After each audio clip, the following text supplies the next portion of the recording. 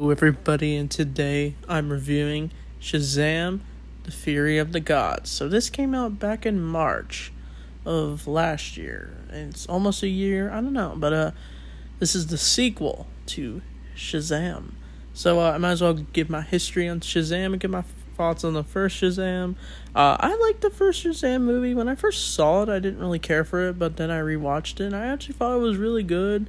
I like the Billy Batson, the guy who plays him. I love Zachary Levi as this character, and he's really good in this movie too. And I did like the family dynamic. Yeah, and Dr. Savannah was an alright villain. Other than this, I'm not the biggest Shazam fan.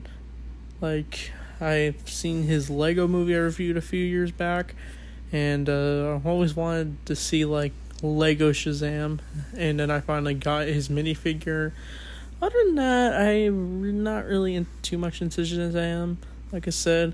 So this movie, it's about like these witches, these Greek gods who are planning to take over San Francisco, wherever Billy lives, and so they could unleash basically a bunch of like these monster things as the staff from the last movie that's been broken because of Billy. They now found a way to reconstruct it after breaking into a museum, and now they want to take over the place with the Furies and the gods, basically. And it's up to Shazam and his family to take them down. So this movie was not my favorite DC movie. This movie was a lot better than the Flash movie.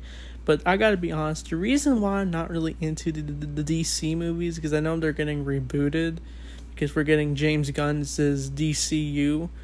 But this movie, I thought it was definitely... I like how it's a continuation of what we saw last time in the first movie. Like, it feel like they were doing their best to tell the story they wanted to tell for this movie. I feel like the best part is the family dynamic. Like, I do like the characters and Billy and his friends' chemistry, even though they're all foster children, and we just still see their lives in high school. But what made me interested in these characters a bit more, since I feel they don't have too much character, but like the best part is like they kind of want to do their own thing, and they do like being superheroes. I mean, we get this very cool scene where they're on a bridge and they're saving it from collapsing, and they actually fail at it. They tried to save the bridge, but it didn't go well. But they feel they kind of want to do their own thing and not have Billy up on their butts about everything. And like Miss Shazam, I don't know what to call her, but her, she basically wants to go to college. Freddy, he wants to kind of just do his own thing, and Billy takes this as them trying to like not really want to be his friend or be foster brothers and sisters, and she's trying to tell him like, hey, we want to kind of follow our own path. It doesn't mean we want to leave you. And so it shows that like Shazam is dealing with imposter syndrome, and he even talked to like this pediatrician guy who was also in a lot of movies and shows lately, but he's like venting about his struggles, since he's saying he's just him and he's not as famous as like Batman, Superman, Aquaman, or Flash, Wonder Woman. And he also has a thing for Wonder Woman. He gets like little dreams of Wonder Woman, and he talks about her a lot. I mean, I can't blame him. But as this is going on, Freddy meets this one girl played by Rachel Zegler.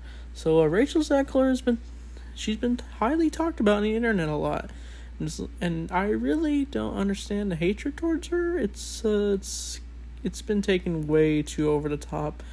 It's the new actress people want to crap on, like Brie Larson. Like, Brie Larson, very pretty girl, same as Rachel Zegler.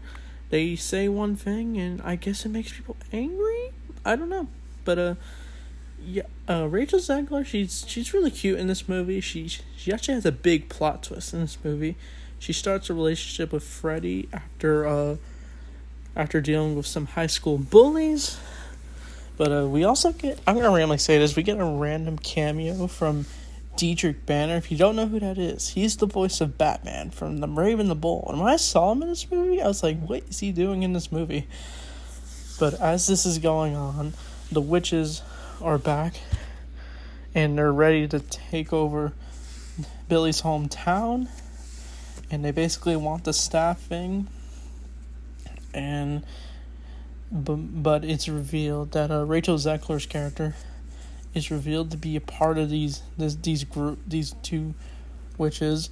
I don't know their names. I'm so sorry, but after Freddy tries to reveal himself to her, it's too late as these characters come out and they brainwash Dietrich Bahner's teacher character, and he ends up they mind control him to commit suicide. It's quite dark, even for this movie.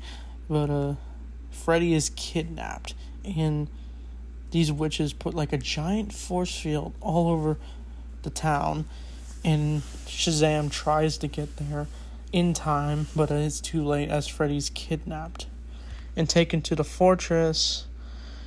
And it's revealed Rachel Zegler's character is one of these goons, but she's not in. I wouldn't say she's one of the bad guys, but you may think she is, but she's actually loyal to Freddy. She still likes him, even when he's captured. But it's actually revealed later that the wizard that we fought died in Shazam 1, he's actually revealed to be alive.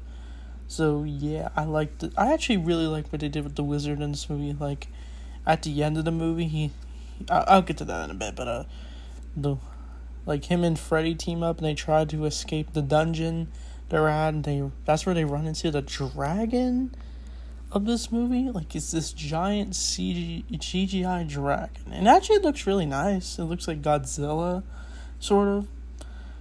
But as this is going on, Billy is trying to find where Freddy is, and he gets his buddies to do it. But Freddy can't turn into his Shazam form because they used this staff, the staff they stole. They used it on him, and it got rid of his powers. And Shazam's trying to track him down. He does have a lunch where he's trying to plan things, but that's where he bumps into one of the witch, and she's basically saying how he can't stop her, but it's too late, because later in the movie, as this is going on, it's revealed that they're going to use this apple thing. I'm kind of jumping a bit for this movie, but they're going to use this apple to like put a seed into the ground, causing all the monsters to come out. And that's basically what they're going to do. But Freddy finds out about this once he actually, with the help of Rachel Zegler, they get out of the dungeon, the wizard, and they bump into the dragon, but they get out.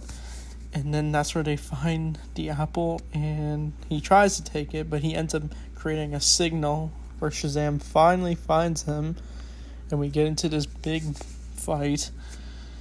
But that's where it leads to them going back to Earth and back to this hometown, and they're gonna use this apple, and they go to like some baseball stadium, and with the dragon, and then he ends up putting the seed in the ground. They tried to take it away, the apple, but the witch ends up using the staff on all the Shazam's family, and they all lose their powers except for Billy. And it's actually sad because like they're trying to help Billy, but it's too late as it's all up to him. And that's where it leads to the big fight, where they're trying to fight as many beings as possible. They're trying to get out of there. But it isn't until the final battle in this movie where Billy decides to fight this dragon. And he gets a few battle damage. He's looking cool there. And he uses the staff to literally sacrifices himself. And Billy, he does have a final moment with his foster family. They actually mourn him.